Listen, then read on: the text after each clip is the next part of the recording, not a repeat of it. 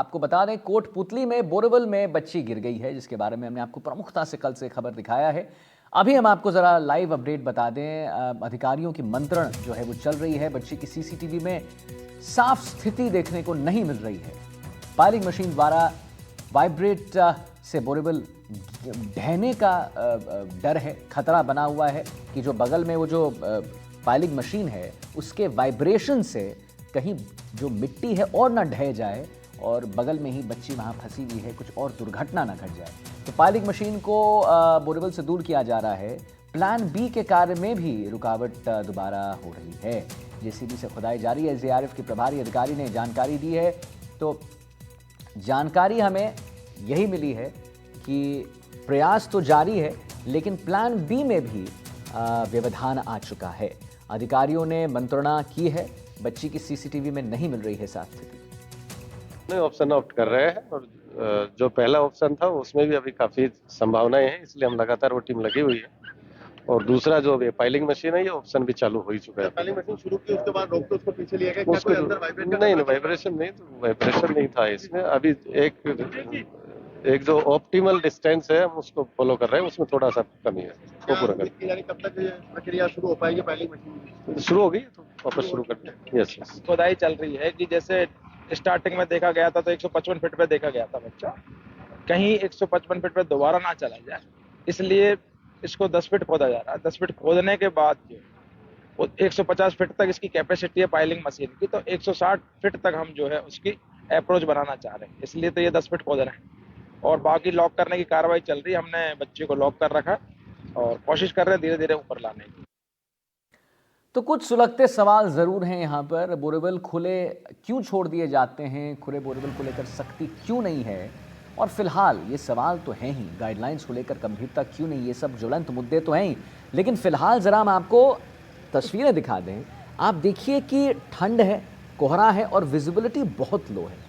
उस विजिबिलिटी के बीच जरा हम आपको समझाने की कोशिश करते हैं कि दो विकल्प हैं एसडीआरएफ और एनडीआरएफ के अधिकारियों के पास। विकल्प नंबर एक ये है कि जिस बोरेवल में बच्ची गिरी है उसमें इक्विपमेंट्स डालकर उस बच्ची को वहां से खींचा जाए। दूसरा विकल्प प्लान बी जिसकी बात हम कर रहे हैं, या ये एसडीआरएफ एनडीआरएफ की टीम बार बार बता रही है, जिसके बारे में हम आपको प्रमुखता से बता रहे हैं। तस्वीरों में भी अगर आप देखिएगा तो आप देखिएगा कि वहां पर एक जेसीबी मशीन है। अच्छा, जेसीबी मशीन कर क्या रही है? तो जेसीबी मशीन जो है एक ड्रिल कर रही है, खुदाई कर रही है, ठीक पैरेलल जेसीबी मशीन खुदाई कर रही है ताकि जहां पर बच्ची फंसी हुई है उसके पैरेलल एक गड्ढा खोदा जाए। उस गड्ढे में एसडीआरएफ और एनडीआरएफ के जितने अधिकारी हैं, वर्कर्स हैं, वो जाएं और बच्ची को सकुशल वापस ले आएं।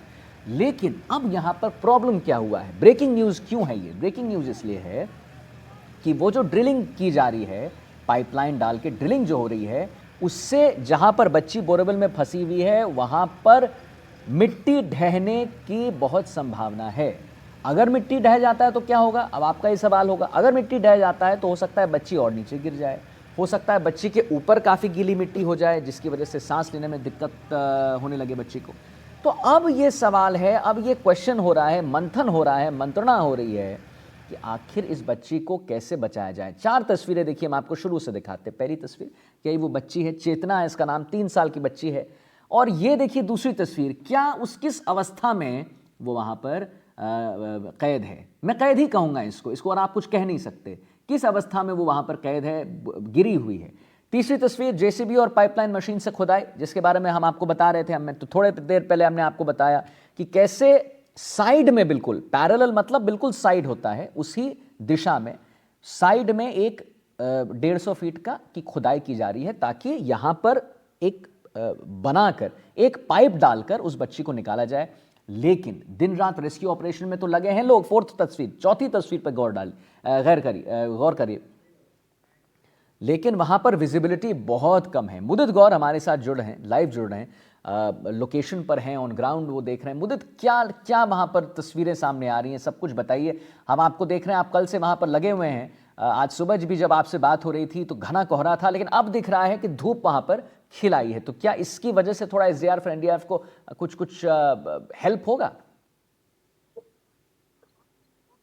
जी बिल्कुल, अभी जो राहत बचाव कार्य है वो लगातार जारी है। करीब 44 घंटे के करीब यहाँ बीत चुके हैं इस पूरे रेस्क्यू ऑपरेशन को चलते हुए। और अभी मैं आपको दिखाना चाहूंगा कि जो अभी ये नजारा है, ये अभी हम दूर से देख रहे हैं, जिसमें दोनों चीजें प्लान ए और प्लान बी जो है वो लगातार जारी है। प्लान ए के तहत जो सीसीटीवी देख के और कुछ एनडीआरएफ के जो तमाम कर्मचारी अधिकारी के जो खड़े हुए हैं, वो इस बात को लेकर के प्लान ए में काम कर रहे हैं, जिसमें साफ दिख रहा है कि वो एंगलों के माध्यम से बच्ची को निकालने का प्रयास कर रहे हैं। वहीं प्लान बी में जो मशीनरी लगाई गई है, वो मशीनरी के आधार पर बोरवेल के बिल्कुल नजदीक ही एक बड़ा होल बना करके उसकी सुरंग बनाई जा रही है, जिसके तहत उस बच्ची को निकालने के जो प्रयास है वो किए जा सके।